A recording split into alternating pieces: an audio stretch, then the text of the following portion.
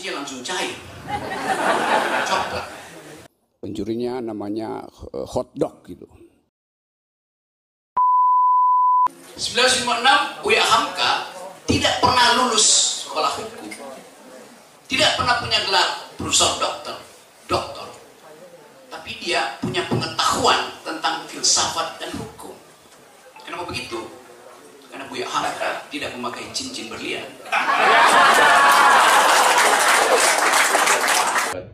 Kau salah dan kau picik. Jadi Anda bayangkan seseorang bisa memprediksi bahwa akan ada kekacauan di 2024 kalau hukum itu tidak diasuh oleh ibunya, yaitu filosofi.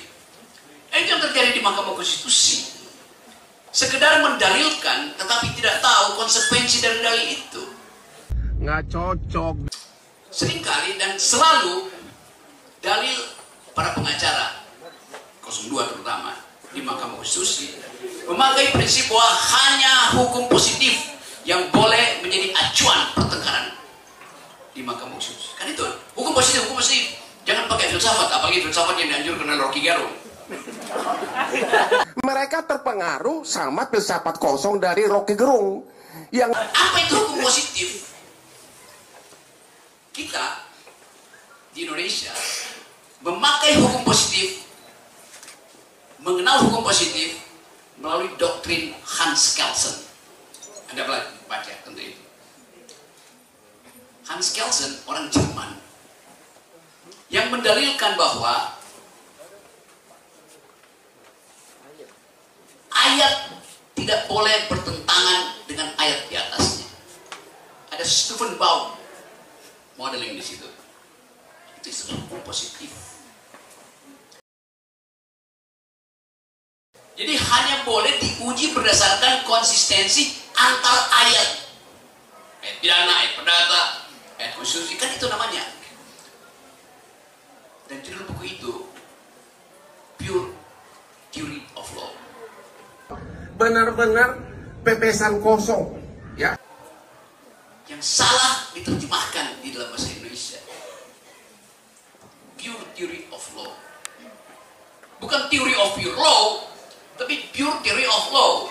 Rocky Gerung, saya tantang kau berdebat hukum, ya. Teori murni tentang hukum.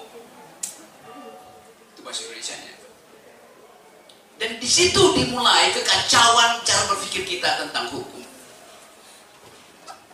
Seandainya saya terangkan pada si pemilik cincin bahwa Hans Kelsen yang dipelajari oleh dia itu adalah murid dari Immanuel Kant yang filsuf besar dunia, mungkin cincinnya langsung cair, coklat.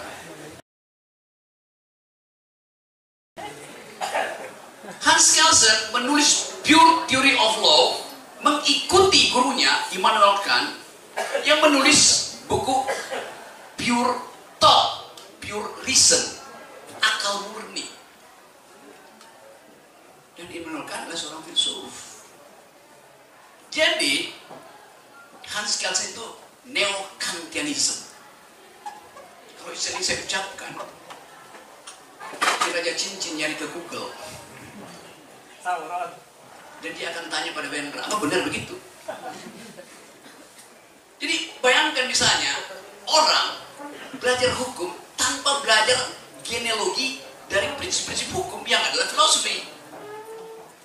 Tapi kita abaikan aja itu, karena itu meladeni kedunguan itu sama dengan berupaya untuk menghasilkan ketidak